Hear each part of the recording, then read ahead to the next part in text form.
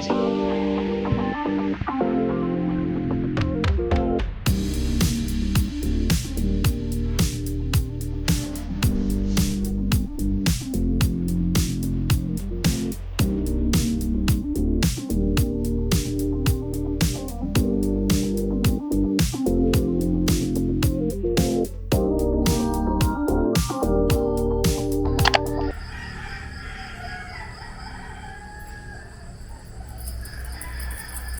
Gumising ako ng maaga. Naniniwala kasi akong early bird is always hard. Gusto kong simulan ng araw ng mabagal. Pero napagtanto ko, ang bilis pala ng oras. Araw-araw, nakikipagkarera ka sa pag-usad ng bawat segundo sa kamay ng orasan. Ang lungkot masampal ng realidad na ang tagal ko nang di nakararanas ng langit-ngit ng papag. At bago ako kainin na naman ng kalungkutan, salamat sa kape. Kapeng bumubuhay sa aking katawang lupa.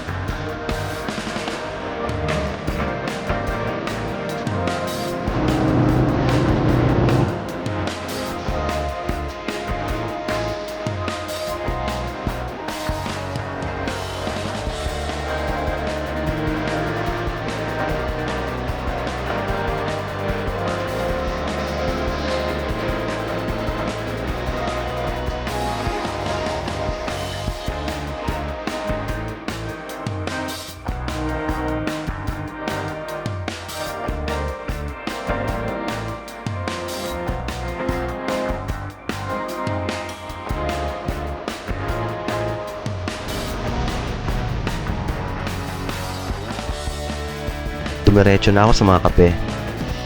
Ayoko kasi ng pinaiikot-ikot, ng pasikot-sikot, ng suot sa bawat kanto at sulok. Tapos sa huli, mahihilo lang ako ng walang katuturan.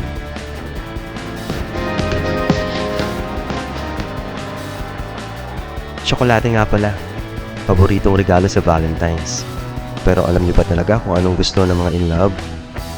Red flag. Butternut donut para sa mga burikat. Bumalik ako sa mga kape kasi coffee is life at sana all binabalikan. Nakita nyo yan? Winanhan ko lang ang 4 na kape. Kinaya kong i-handle lahat. Siyempre, kakayanin ko rin ang personalities mong higit pa sa 4. Facts.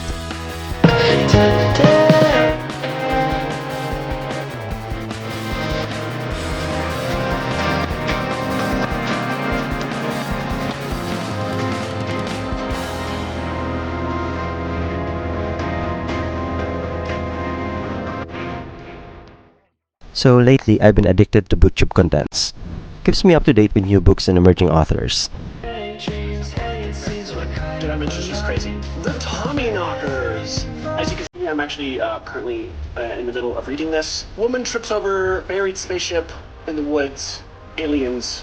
Mind control. Really weird. Yes, the first Stephen King video of 2025 is fastly approaching, so be on the lookout for that. But because this is what I do, this is my channel, sometimes I gotta read books that I might not want to read. It might surprise me. I read Fourthling actually for the second book swap that he and I have ever done. Never made it to the internet, you guys never saw it. And I remember when I read it, I wasn't obsessed with it. There were a few reasons. First of all, this is a fantasy series. I've been getting to say that, mention that. My biggest issue with the book was the main character, Violet Swordgale. With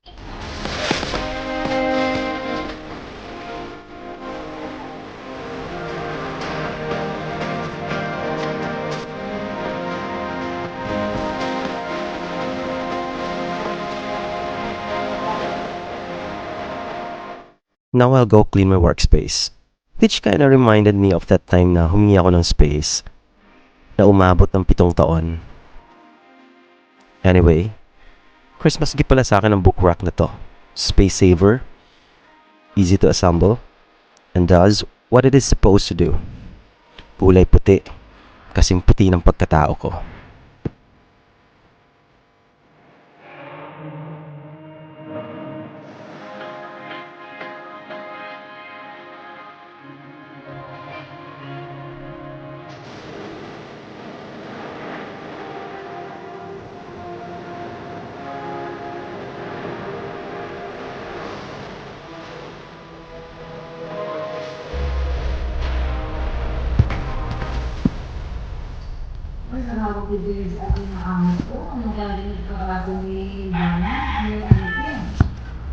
Actually, attempt ko to for a book organization ASMR.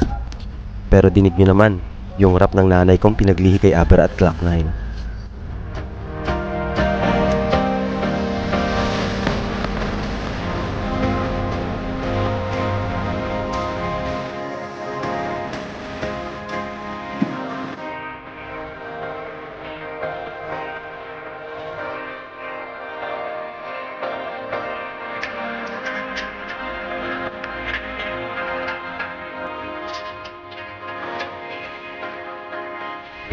Tendencies were kind of alive.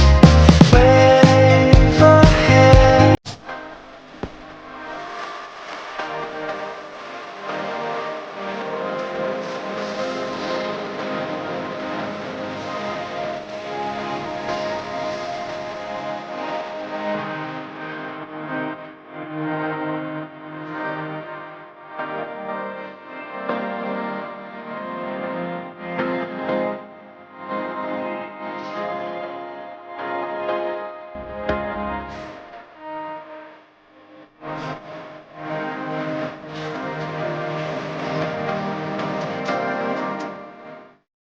Anyway, I'm done dusting my bookshelf and stacking my books.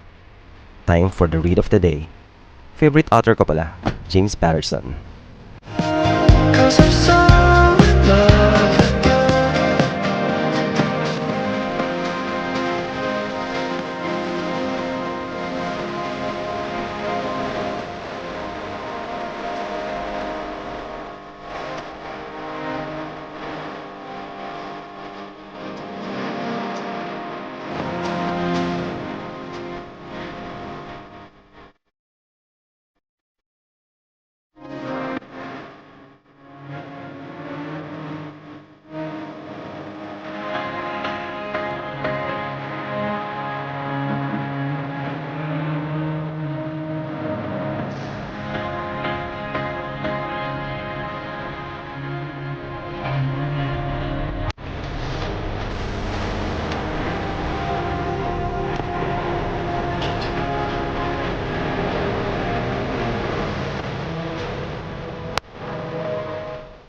Early lunch na ito kasi magbibisikleta ako ng hapon. Lactose intolerant ako. Saka allergic din sa seafoods. Kaya nag-decide ako magluto ng ginataang kasag. Let's go guys! I-tour ko kayo sa view ng pinagmamalaking fishport at natural cove ng aming munting bayan. Mansalay Oriental Mindoro.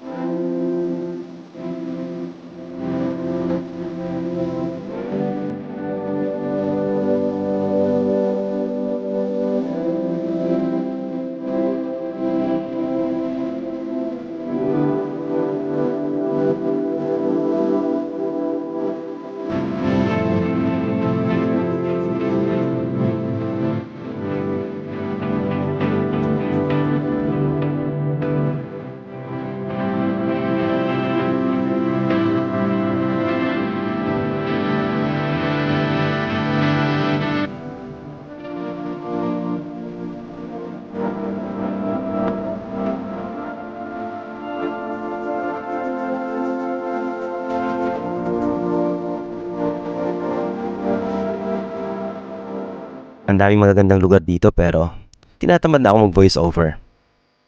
And that concludes the day in my life as a pogi at masarap na nilalang. This has been Petals and Pages by Angelo. See you on my next adventure.